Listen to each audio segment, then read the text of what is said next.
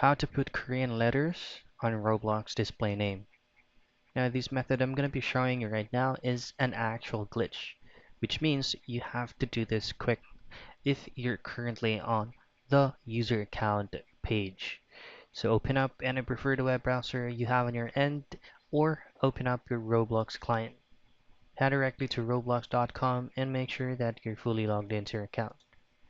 Now, first things first is just head directly to this gear icon right here and then go to settings.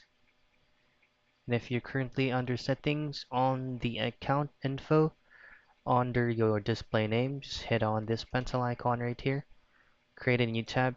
In here, what you want to do is just simply type in what specific Korean characters you would like to input on your Roblox display name. So this one, I'm going to be choosing fighter.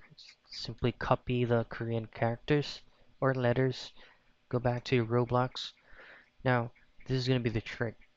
Double click on your current username and then just quickly paste the Korean characters or letters.